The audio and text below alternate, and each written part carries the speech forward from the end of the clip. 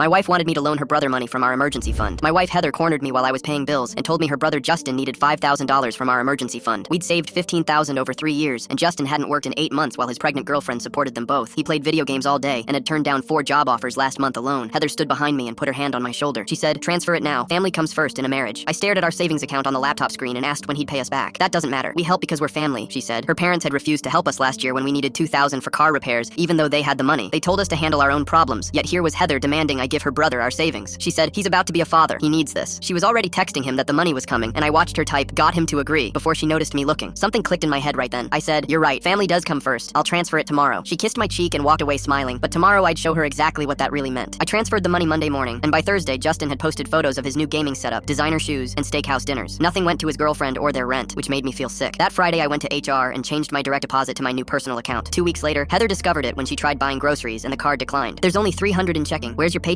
she asked. I told her it was in my personal account where it's safe from people who think my money is theirs to give away. Her face went red, but she couldn't argue without admitting she was wrong. Justin called that night asking for another $1,000 for baby supplies, so I grabbed the phone from Heather. I said, "Use what we just gave you." "That's gone already," he said. I told him to get a job and hung up on him. The mortgage was due next week, so I paid it from my account, then handed Heather an invoice for her half. I said, "That's $1,000, due immediately." She made $2,000 a month at her part-time job and couldn't afford it. "I can't pay that," she said. I told her to call Justin for help. She called her mother begging instead, and I heard her mom screaming about enabling Justin again. November brought the first freeze and our furnace died completely. The repair company wanted $3,000 up front with no payment plans available. I watched Heather calling Justin repeatedly while our breath became visible inside the house, but he wouldn't answer. The temperature hit 40 degrees, and she wore her winter coat to bed. I felt bad watching her shiver, but reminded myself she'd created this situation. Her parents visited Sunday and found us bundled up in the living room. "Why is it freezing?" her dad demanded. Heather told them everything through chattering teeth while her mother turned to me. "Fix this immediately," she said. I said, "I gave Justin our repair money because Heather insisted on it. He can fix it." Her father's face went purple when he realized what happened. "You gave that worthless brat our money?" he said. They left without offering help. By Tuesday, Heather tried getting a loan but was denied instantly because her credit and income were too low. "Please co-sign," she begged. "Absolutely not," I said. "I could get hypothermia," she said. I told her Justin still had $3,000 and she should go get it from him. She drove to his apartment where his girlfriend answered and said he wasn't home, but Heather could see him on the couch with his new game system. The girlfriend slammed the door in her face. Justin's girlfriend called Wednesday morning and told me she was leaving him. "Found out he got money from you and spent it on toys. I'm 7 months pregnant and he bought video games," she said. The line went dead and I felt bad for her. Heather's parents called that afternoon and her dad's voice was cold. "We're done with both of you. Justin for being worthless and you for enabling him. Don't contact us until you figure out your priorities," he said. Heather sat in our freezing house sobbing after that call. "This is your fault," she said. I said, "I did exactly what you demanded." She drove back to Justin's apartment, but his car was gone. The landlord was there posting an eviction notice and told her they skipped out last night. "Oh, 3 months rent," he said. Heather came home completely defeated. "He's gone with everything," she said. "You made a choice," I told her. She stayed with a friend that night, and I bought a space heater for my bedroom. She returned the next morning looking exhausted and gave me an ultimatum. "Fix this or I'm filing for divorce," she said. "You can't afford a divorce," I said. "Then you file," she said. I said, "Already did. Papers are on the kitchen counter. You have 30 days to move out." She grabs the papers with shaking hands. "You're really leaving me?" she asks. I say, "Family comes first. You taught me that."